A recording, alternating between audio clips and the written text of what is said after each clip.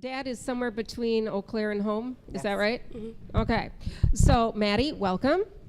And Melissa and Riley. It's good to see you guys making a trip in from Whitehall today. And you, congratulations, are one of the heroes this year. How's that been going? It's been going good. We've been visiting lots of places, and it's pretty cool to see like what impact CMN has. So. What has been your favorite event that you've been a part of? Can you think of one? I think my favorite event was watching the cards and stuff that we, like the paintings that we made being turned into cards. That was pretty cool. Oh, good. Excellent. So, Mom, you want to jump in? Sure. So here we have beautiful Maddy, 15 years old. And how does Maddy's health history story begin? Well, it starts when she was born. She was born like any other kid is born, and she had a little bit of jaundice when she was born, and so had to have a Billy blanket when she came home. And so I called in to the doctor to check on her bilirubin levels, and the doctor said, well, those are fine, but that's not why you need to talk to me. It's because she has cystic fibrosis. And that's kind of how I found out that she was sick. You didn't know before? I didn't know. Nope. And so they do, on all babies born in Wisconsin, they do the newborn screening panel, and they screen for cystic fibrosis, and that's how we found out that she had it. So she was probably about 3 days old. So you'd already been home. Yep. You know, and you're adjusting to life, as any family does. Yep, with a brand new 2.5-year-old one. at the time, too, yes. You were how old? He's about 2.5. He's about 2.5. You were 2.5. Big brother's 2.5. 2.5, then you have a 3-day-old, and you're thinking you're dealing with a little bit of jaundice, and you find out cystic fibrosis. Did you know what cystic fibrosis was when you found I out? didn't. I knew a little bit. I had a friend in college who was a nursing student, so I'd heard of it. All I knew, though, was that it was not good, and I knew that it was probably terminal. And those two words are not the best things to hear or think about when you are postpartum 3 days, number one, and holding your newborn. So your husband Joe, Yep. and his reaction probably similar. Well, it was kind of interesting because my father-in-law, who's no longer with us, but he had been visiting to see her for the first time, and I'm on the phone, they're chatting, and all of a sudden I'm, of course, sobbing hysterically on the phone, and they're looking at me like I'm crazy because they had no idea, and I was trying to tell them what was going on, and all I could get out was she's sick, and then we kind of went from there, and then they basically said, we're scheduling you for an appointment at Madison to see Dr. Rock at the CF clinic in Madison, and then they'll tell you more. And so then we had to wait for 2 weeks for that appointment. But that was a long 2 weeks. It was a very long 2 weeks because I really didn't know, and unfortunately the internet's a great thing, but it can be a really bad thing. And I chose pretty quickly after that. I didn't go on there again for a long, long time because then you hear the worst of everything, and that's really not what our story has been. So fortunately it wasn't going to follow that path. So you make the trip to Madison. And we met with Dr. Rock. They did some testing, and they confirmed that, yes, she indeed did have cystic fibrosis, and they kind of talked with us about what that meant. And for Maddy, the biggest thing is that she has something called pancreatic insufficiency, which means her pancreas doesn't produce enough of the enzymes to digest fats in the food properly. And so at about 2 weeks, she started with her first medications. Every time she ate, we had to give her a little bit of applesauce and sprinkles. And I don't know if you've had newborn children, but they don't usually eat solids, right? About at 2 weeks, that's not what they do. No, they don't. They don't. And so we had to kind of help her learn how to eat applesauce with a little bit of this medicine in it every time she took her bottle. And she was a trooper. She actually did pretty well with that. She transitioned pretty easily. And then we also had to add salt to everything she ate because it's a deficiency in the salt and chloride channels. And so she sweats a lot more of the salt out of her body, and so she can dehydrate really easily. So you got a quick education. Very much, yes. Because you're living it now. Right, and in addition to that, it is a breathing, it does affect the lungs, because basically what's happening is the sodium chloride channels are really important in your body, and they allow you to get rid of mucus and things that develops in your lungs, and for her, hers doesn't have that same pathway, and so it gets really thick. And so we had to start doing something called chest physiotherapy with her as well. We had little cups, and we'd hold her and kind of pound on her to get all that stuff loosened up so she could get it out, so it wouldn't cause her to have infections in her lungs. Infections in lungs. So that means you have to be super careful. Even to this day, are you super careful We are. about like flu season and about colds? How, Maddy, you're 15. How do you stay away from somebody who has the sniffles? Have you found that kind of tough? No, not really. I've actually been pretty healthy lately, so I don't really have to worry about it as much, I think, as other people would. Last year I came down with hand, foot, and mouth, so that wasn't very pleasant, but other than that, I've been pretty good.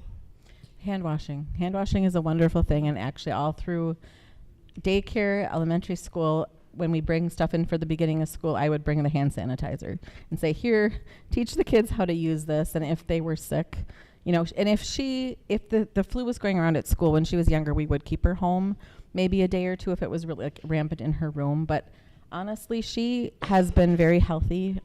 Last several years, she was the only one in our house that didn't get sick, and the rest of us all did. But up until about 4, 5, we had we'd usually have one big bout of illness, but no, she's an expert hand washer. It's true. So, Maddy, I think what we need to do here is get these phones ringing and put our ladies to work over here, and they're all agreeing with that. Yeah, we would like the phones to ring, and the number to call us at the Blood Center of Wisconsin phone bank is 608-784-KIDS. That's 5437, 784-5437. Picking up the phone and giving us a call, making a pledge. Your generosity is appreciated and needed. And so do you feel a little different than maybe some of your friends because of what you have? I don't really think so. I mean, when we go like on overnight trips or field trips, I guess I have like pills to take, but that's not really a huge thing. I do have medical equipment, such as my vest, which is like a machine that kind of shakes me. So I have to do that, like say in a hotel room, but people are pretty cool about it. They think it's kind of cool sometimes because when I speak, my voice wavers and it's really funny. But So is this vest a part of your everyday routine? yes, I take it 30 minutes twice a day. 30 minutes twice a day. Mm-hmm. Are you able to do anything else while you're wearing the vest? Yeah, my hands are pretty steady, so I can like do homework, I don't know, read certain things. But it's part of your life. Yep. That's what you do. So is this, how does it operate? Is it on batteries? What? It's plugged in and it's like air. So you have 2 tubes that are like attached to this vest. And so then they go into the machine and the machine like pumps air rhythmically and then it just kind of like shakes your whole body. Is it uncomfortable? I wouldn't say so, but I've been doing it for so long that I've kind of grown numb to it. So your brother is shaking his head. No, it's not uncomfortable. So you're speaking for your sister. I've actually wanted when I was younger, I was always like, hey, I want to try doing that. Like, it looks like it's really cool. Of course and you did. It feels like a back massage. It feels really nice. And if you sit on the couch with her when she's doing it, you actually do get a massage because the whole couch shakes. So it is actually So it is pleasant really for us. Right, but it's really doing something. Oh, yeah, it is. Yeah. So you got into your sister's medical equipment? Yeah. See, that's about right. He had That's about right. permission when he was sick one time to use it, and it did actually help. Oh, well, there you go. 608-784-KIDS. That's the phone number for the Blood Center of Wisconsin. So this cast that is on your leg, your calf, and your foot, that's unrelated to what we're talking about today, the cystic fibrosis. What did you do? Well, about a week ago, I was at dance class and I landed on a jump wrong and I rolled my ankle and broke a little tiny bone in my foot. Thankfully, it's all like still aligned and didn't need to have surgery or pins, so I just have to rest it for 6 weeks. And wear that new accessory. Mm-hmm. Did it when the phone rang and I she was got there. hurt? Oh, you were there. I was at class, yes. Well, we really didn't think she did anything that bad because it didn't look that bad at first. And then a couple days later, boy, did it look really, really bad after she fell again because crutches were not her friend. So now we're in this orthopedic. Yes. Okay. All right. Well, quick healing. We hope that comes along. Now, we're asking for calls and for the Children's Miracle Network Radiothon. How did Children's Miracle Network come into your life, and how did it help you guys? Do you remember? Maddy, do you remember? The earliest I can remember was when I was in the hospital at around 5th grade. I was getting a CF tune-up, so they were basically pumping me full of antibiotics to keep me healthy. And CMN... They call that a tune-up?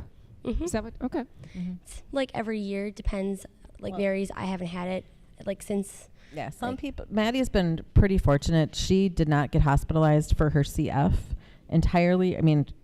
completely related to that. Well, I shouldn't say that. She had surgery when she was 3, and she was in the hospital for 5 days. They kind of did a mini tune-up then.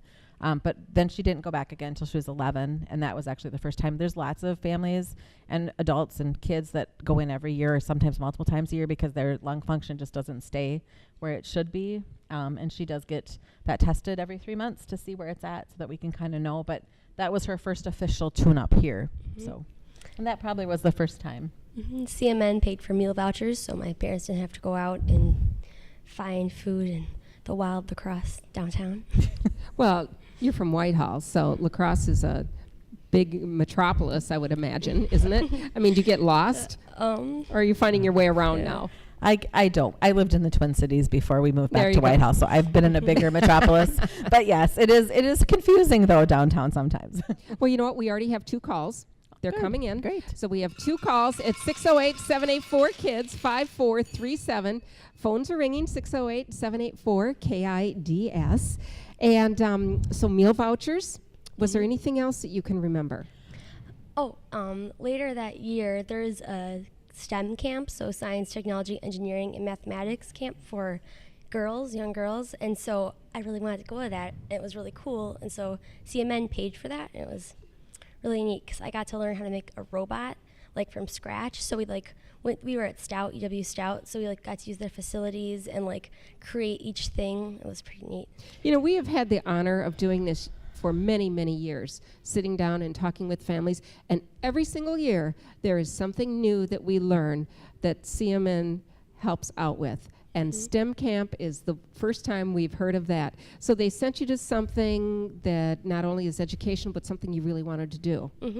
And the unique thing about cystic fibrosis is that kids and adults that have it cannot be around each other because they share special germs with each other that can cause each other to become really, really sick. I did not know so that. So you're not actually supposed to be within 6 feet of each other inside a building, and actually in clinics and things, they try to keep them as separate as possible because they can really get each other sick. And so for Maddy, she doesn't get to go to there's other disorders that kids can go and be with people like themselves and have, people that understand it, and she doesn't have that. And so getting her those opportunities to just be a typical kid with other people, even with her, medical equipment and things like that. It's hard sometimes to find those kinds of experiences because they have to have a nurse, some of those things that just kind of have an idea of what's going on. So it's nice when we get those opportunities to find those things for her. She's gotten to go, the STEM camp was really a really good opportunity, and she learned a lot and is potentially going to pursue careers in those fields. So What are you thinking about?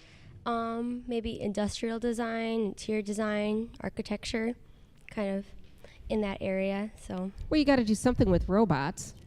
yeah. Maybe on the weekends or something. We're up to 3 calls. all right. And I can see they're getting a little busy over there on the phone bank. The Blood Center of Wisconsin. The phone number is 608-784-KIDS, 5437. With the Frank family, our hero this year. You've been out doing many events together as a family. So how do you guys make time for that? You just do? We just do. It's your way of giving back coming here today. Absolutely. But And we appreciate that so Yeah. much because who else can tell your story better than you guys? That's right. And I by trade, I'm a social worker, and so I work with a lot of families that have kids with special needs. So I've been really strongly talking to those families, encouraging them if they need support and just what the organization's all about. Because a lot of people still don't know that it exists and how they can help families and support them in so many ways. And we're going to wrap things up at 6 o'clock tonight. So then we all go home. But if you would take a look around later on, there's so many cars that are still in all the parking ramps here at the hospital because there's families that are here with their sick babies. Right now there's 4 sick babies in NICU, and in PICU there's 1 baby right now. So there's 5 families that are here, and they're not going to be able to go home like we're going to go home. Right. You guys have been there. You have gone through many things. And, sometimes you just take these things for granted because you just grab your purse, run out, jump in the car, and away you go. And tomorrow morning when we come back here at 6 o'clock, some of those cars will still be out in the exact same places, and they'll be there.